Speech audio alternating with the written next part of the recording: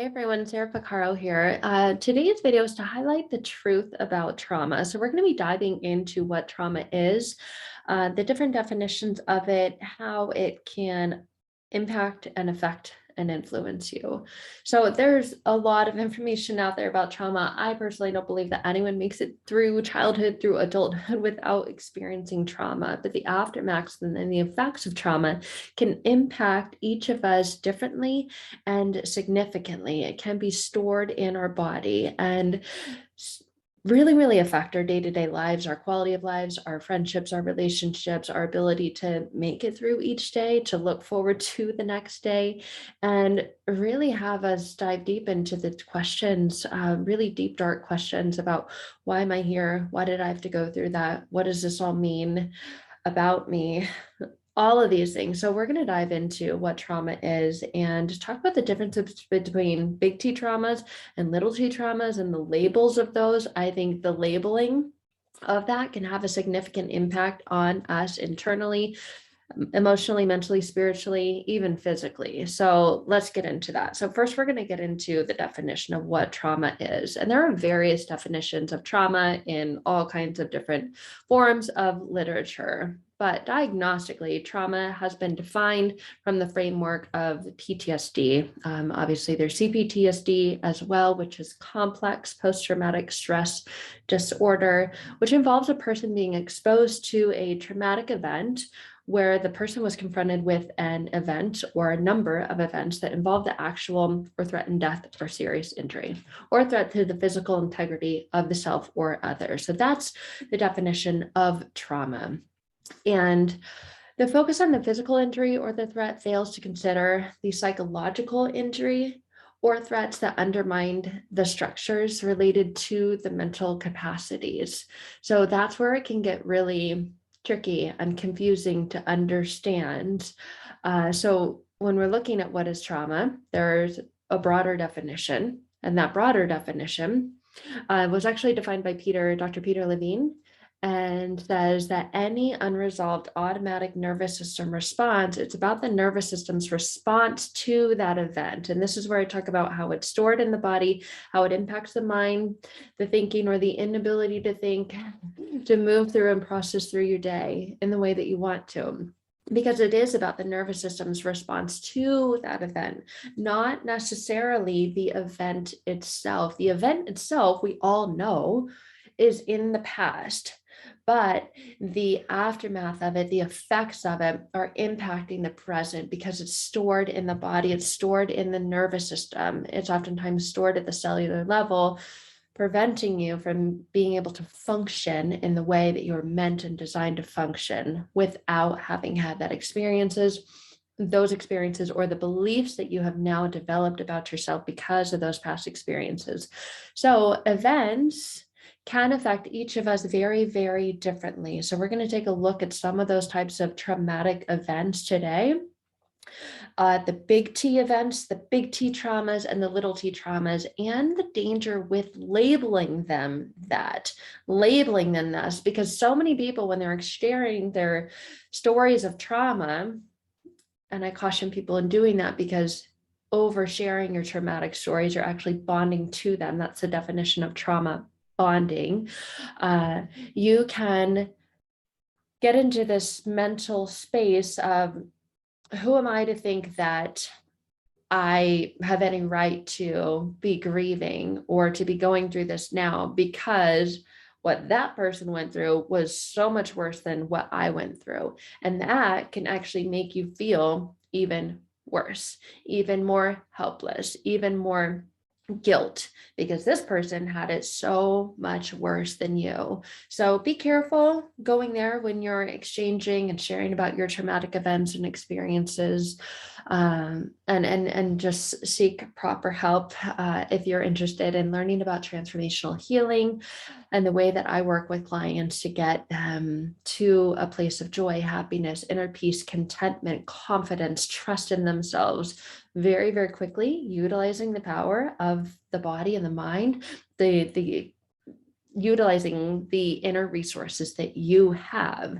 that are linked and connected to the trauma that's been stored in the body. I'd love to talk to you more. You can find out more information using the description or the links in the description in this video.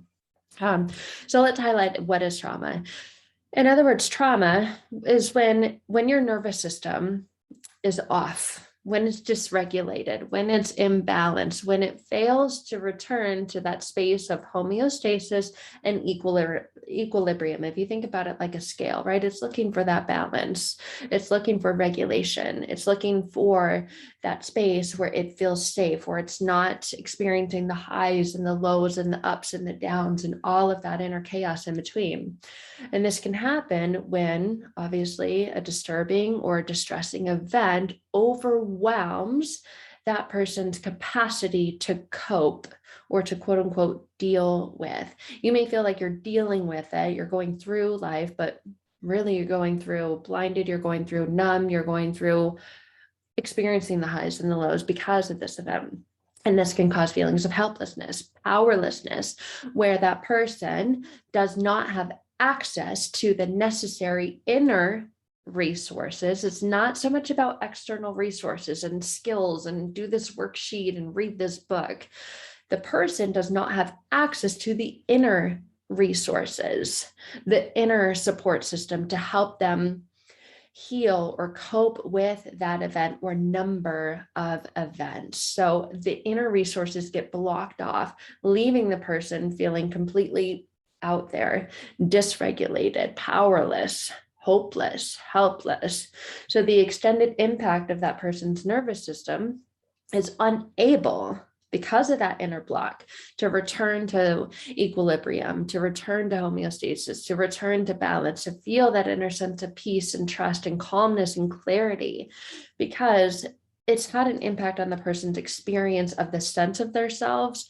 Why did this happen to me? What does that mean about me because I went through that?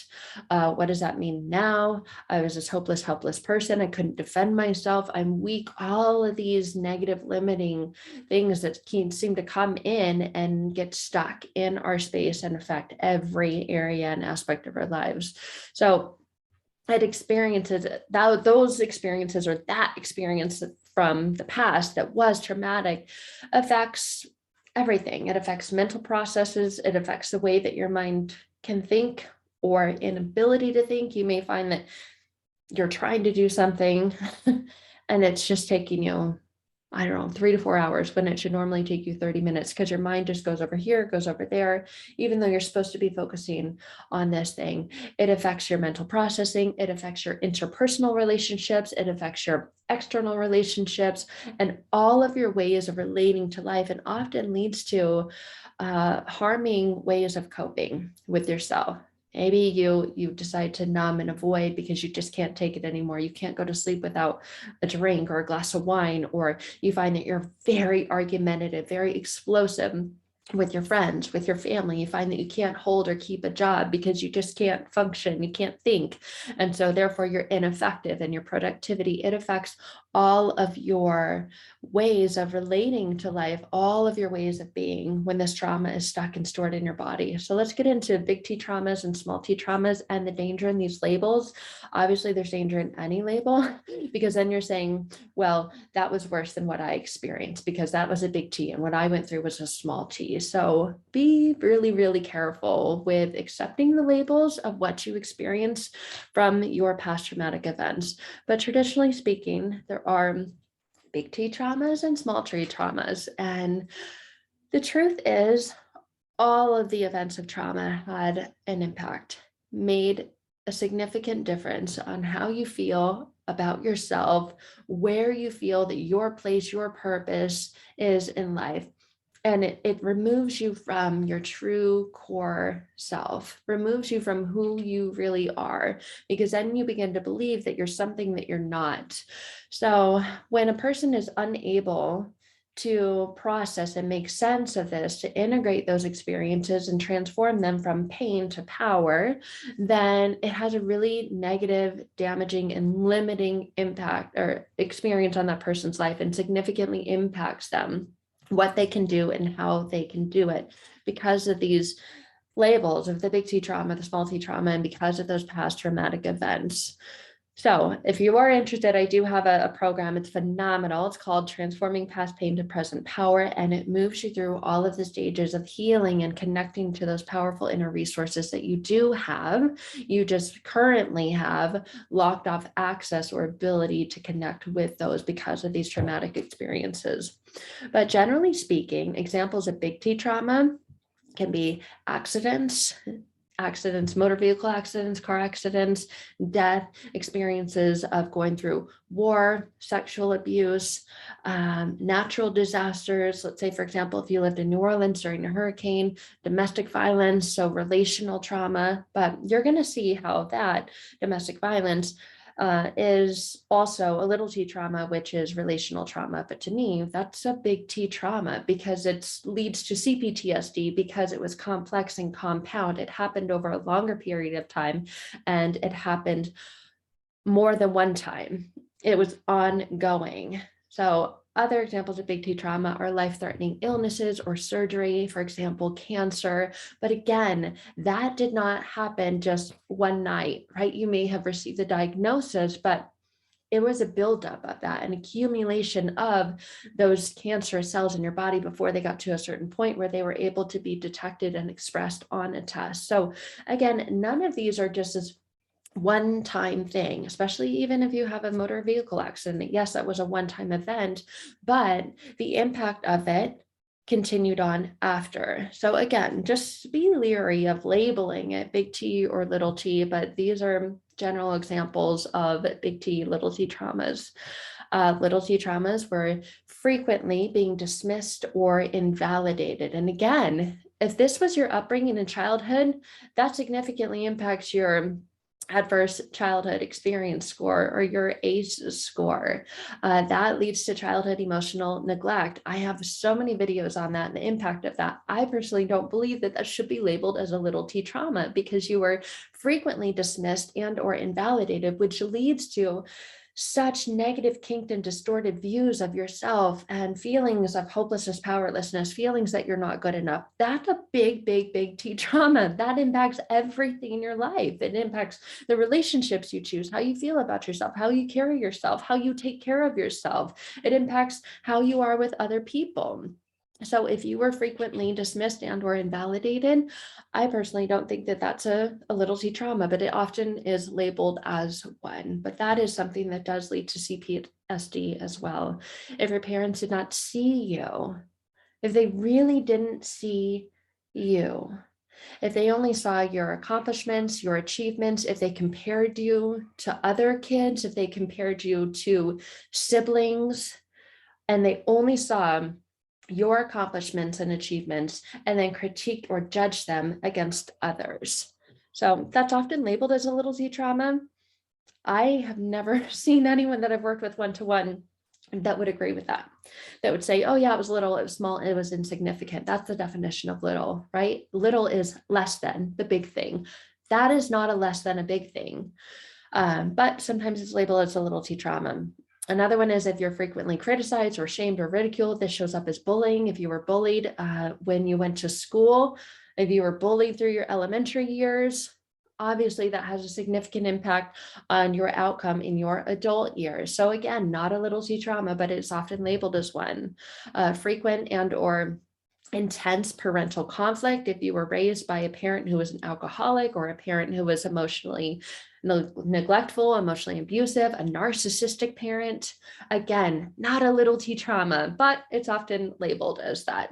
If you were being shamed for normal developmental behaviors or being slow or put in a class for being behind and you had to be tested continuously or held back a grade, that leaves a big mark on your life and how you feel about yourself and your ability to perform later on confidently as an adult, because you hold on to that belief, I'm not good enough, I wasn't smart enough, I didn't measure up.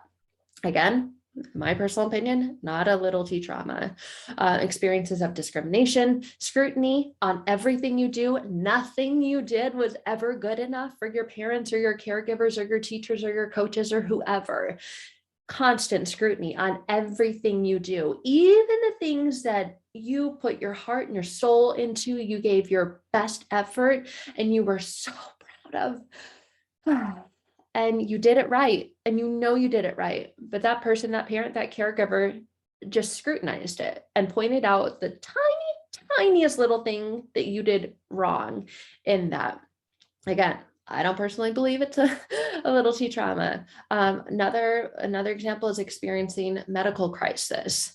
So while these small traumatic events can appear part of a normal upbringing, a normal childhood, a normal experience, living people, we were all living people, if you're watching this video, having lived through those things as a person, as a human, as a soul in this human body, as a soul having this human experience, it feels like it removes your soul from your body, and it feels like it impacts your ability to access your own resources to heal those inner wounds. So that's the damage of these. First of all, the labeling, the big T trauma, little T trauma, and that's the damage of all of these traumatic events and experiences. So if you're looking to access those powerful inner resources so that you can heal from any of those traumas that you went through, any of those past heartaches and pains and heartbreaks, and you're ready to truly transform and heal all of those, I'd love to connect with you. So I hope that you have found this video helpful in highlighting traumatic experiences and hopefully helping you remove the label first and foremost. And again, if you're looking for a powerful way to access those inner resources to healing from those past events and experiences and are ready to completely transform and break through all of those and heal your life today, I would love to connect with you. You can find the links in the description below this video and more information about how to do just that. Until then, I wish you the best, and I'll see you very soon. Take care.